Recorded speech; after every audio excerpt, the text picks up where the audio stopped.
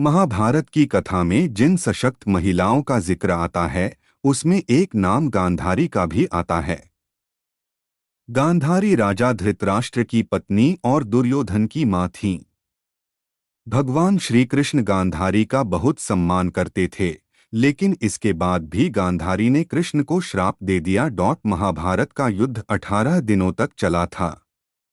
महाभारत युद्ध सबसे विनाशकारी युद्ध माना जाता है।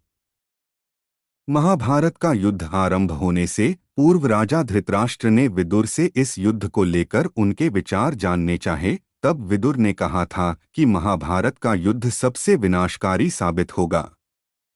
अंत में विदुर की महाभारत के युद्ध को लेकर की गई भविष्यवाणी सच साबित हुई।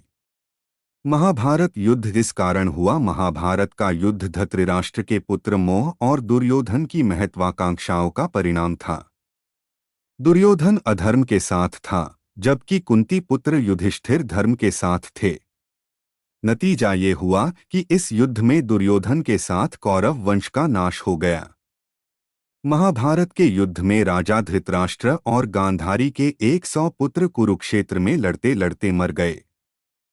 पुत्रों का शव देख गांधारी को आया क्रोध। महाभारत का विनाशकारी युद्ध जब समाप्त हुआ तो गांधारी के सभी 100 पुत्रों के शव महल के परिसर में लाए गए।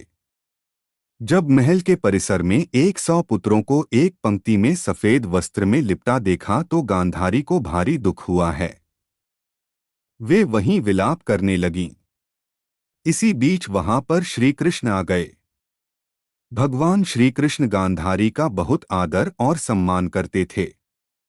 श्री कृष्ण शोक व्यक्त करने के उद्देश्य से जब गांधारी के पास पहुंचे तो श्री कृष्ण को देख गांधारी को क्रोध आ गया।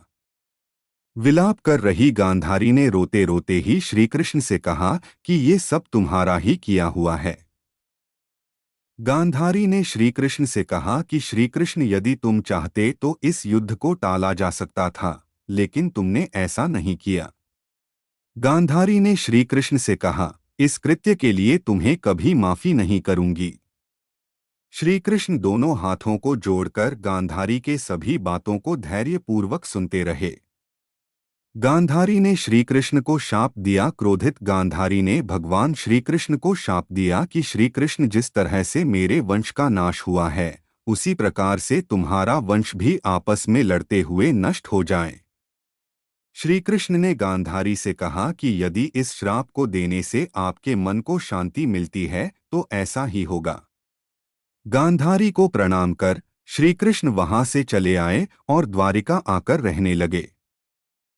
महाभारत का युद्ध समाप्त होने के 36 वर्ष बाद गांधारी के श्राप का असर आरंभ हो गया। अभिशाप के कारण द्वारिका में अपशकुन शुरू हो गए।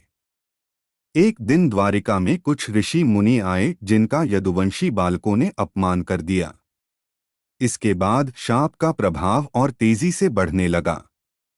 एक दिन सभी ने एक ऐसा पेय पदार्थ पी लिया जिससे वे आपस में एक दूसरे को मारने लगे।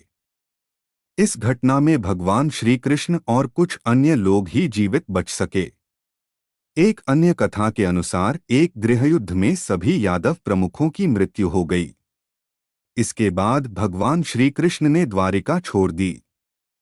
भगवान श्री कृष्ण समझ गए कि शाप को पूरा करने का समय आ गया है और एक शिकारी का तीर लगने के बाद भगवान श्री कृष्ण ने अपनी देह त्याग दी। इसके बाद द्वारिका भी सागर में डूबी गई। दोस्तों, वीडियो पसंद आए तो एक लाइक कर देना। जय श्री कृष्ण।